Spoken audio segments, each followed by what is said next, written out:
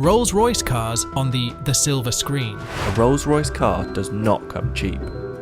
These are some of the best-selling Rolls-Royce models. And these are their entry-level prices. But with virtually unlimited optional extras, upgrades, and customizations, the true cost of a bespoke Rolls-Royce has no limits. In fact, Rolls-Royce refuses to even discuss its base prices. There isn't really a specific base price which we would discuss because it really depends on each customer as an individual and the bespoke options which they like to design and develop with our bespoke team. So what are some of these bespoke extras?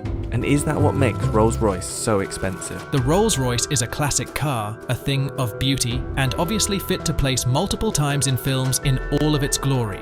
You'll likely see many upon many models of this elegant car within films and TV alike that will leave you just a bit envious of those that can afford such quality engineering and design. Simply riding in one is a privilege of the rich that many of us might wish to have at least once in our lives.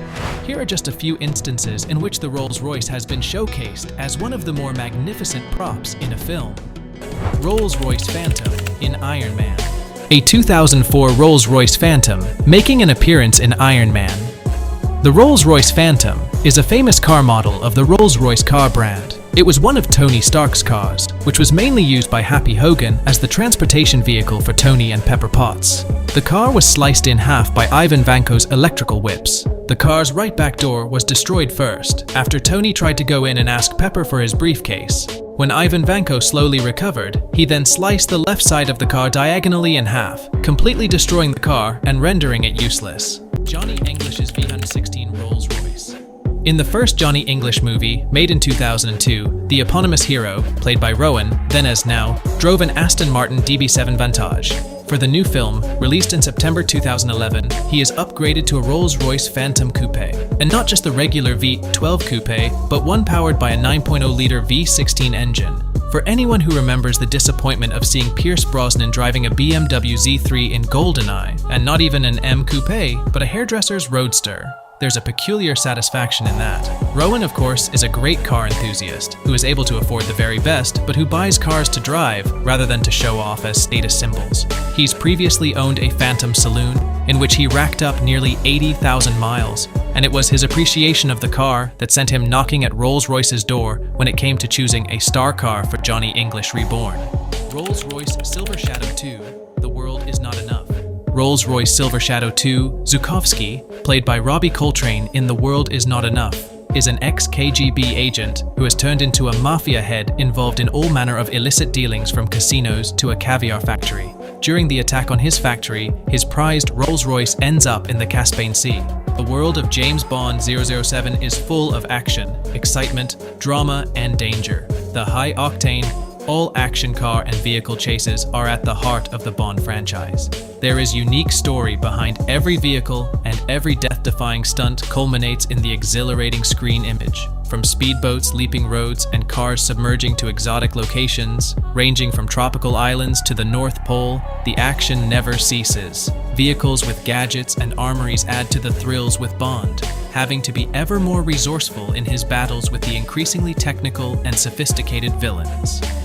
Bond in Motion is the story of the vehicles that keep the man behind the wheel moving, and how the thrill a minute chase sequences pushed man and machine to the limit. Spectre, 2015. The car, a red and black 1948 model, is driven by one of Blofeld's assistants to pick up Bond and Dr. Madeleine Swan from the train station on their way to Blofeld's compound in North Africa. The Silver Wraith was the first post-war Rolls-Royce. It was made from 1946 to 1958 as only a chassis at the company's Crewe factory, its former Merlin engine plant, alongside the shorter Bentley Mark VI. The Bentley was also available as a chassis for coach builders, but for the first time could be bought with a Rolls-Royce built standard steel body. The use of the name Wraith coincided with the established tradition of naming models after ghosts. It was announced by Rolls-Royce in April 1946 as the 2530 HP replacement for the 1939 Wraith in what had been their 20 HP and 2025 HP market sector. That is to say, Rolls-Royce's smaller car. The size was chosen to be in keeping with the mood of post-war austerity.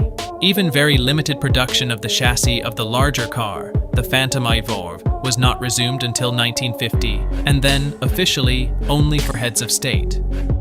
Rolls-Royce 4050 HP armored car replica in Lawrence of Arabia, believed to be a replica of the 4050 HP Silver Ghost armored cars. This version features in Lawrence of Arabia, the biopic of T.E. Lawrence, who was renowned for his use of silver ghosts in the desert. Rolls-Royce Phantom 5 in License to Kill.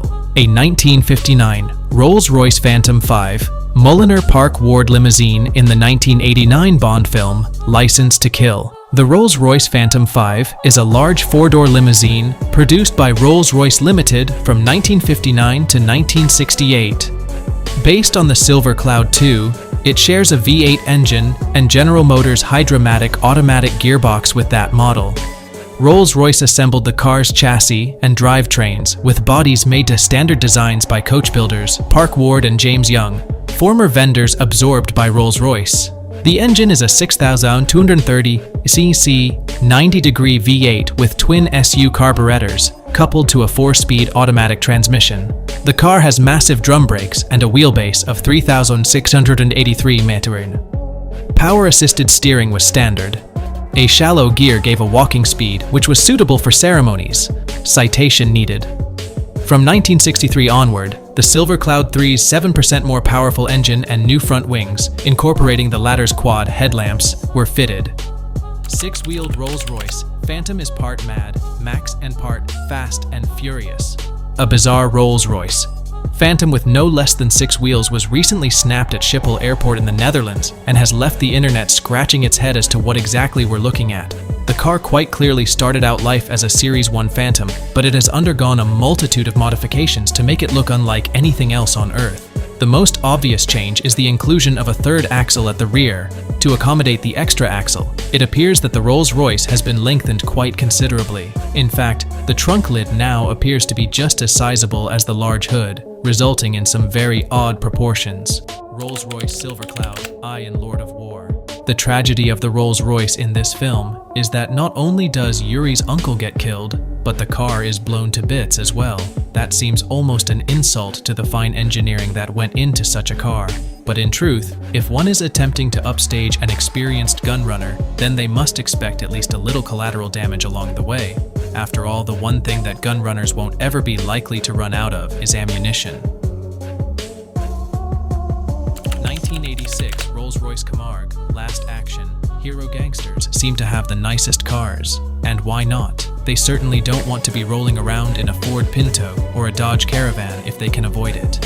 When you're someone important, it's always recommended to ride in style. I did attempt to find a video for this, but it was almost impossible to find. And this picture offers the best view of the car I could find. When you're trying to impress with a film, a nice car is always one good idea to hold to. Nothing says class quite like a sleek, classy ride, and the Rolls-Royce is one of the best.